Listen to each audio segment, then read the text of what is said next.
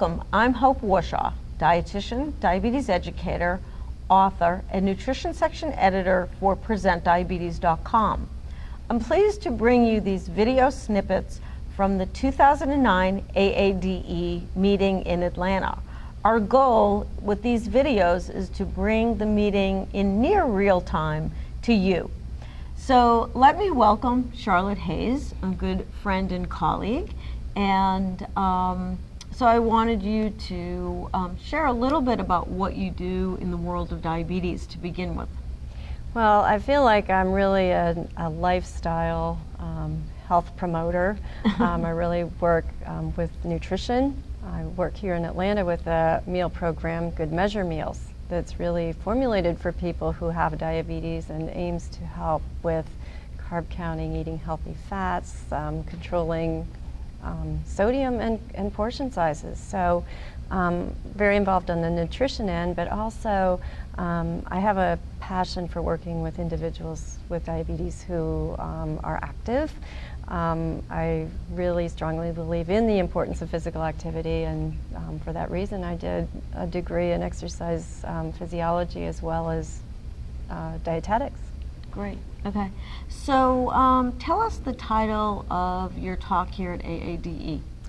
Yes, it was Fitness to Performance Training, working with the endurance athlete with diabetes. Great. And just share a few key messages that you tried to leave people who attended.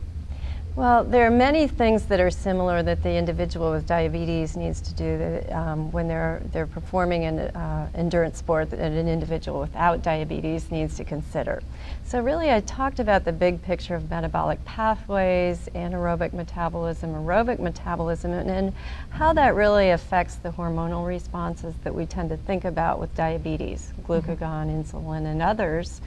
And then feed that into insulin, carbohydrate adjustments, self-monitoring of glucose. But the biggest message really was that I presented 2 case studies. And one of these case studies was actually the case of a CDE, RD, who ran a half marathon. The other case was really a professional athlete who has diabetes and has great experience managing his diabetes with really intense competitive sports. The message of all that was to show the educators in the room that though these were great experts, they still had great challenges with managing their glucose at times. It wasn't easy. And so there's always you know, a drive to be an athlete, and I think that athletes with diabetes, endurance athletes with diabetes, have an extra level of drive to overcome some of the challenges and have the successes that they do.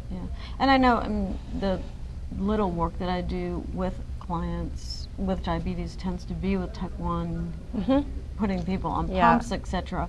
And I think we're looking for sort of a cookbook approach sometimes when it comes to exercise. And my learning is that there really is none. No such thing. Yeah, that's I really right. heard that loud and clear from Ann Peters, who, as a lot of people know, worked with Gary Hall, the Olympic swimmer. She spoke out at the American Diabetes Association meetings, and that was her key message. I mean, there was Gary, who was in the pool. He didn't want to wear a pump. You know, he was in the pool for hours at a time. She also talked about this guy, Charlie Kimball, who's the race car driver. So between sports and the diabetes, you have to just treat each person. You have to treat each person, and that individual, though they may have very established routines that tend to work, there's always the time when maybe it doesn't work. Right. Yeah. Good. Okay. Well, I appreciate you stopping by and joining us here at PresentDiabetes.com. Thank you. Thank you, Hope.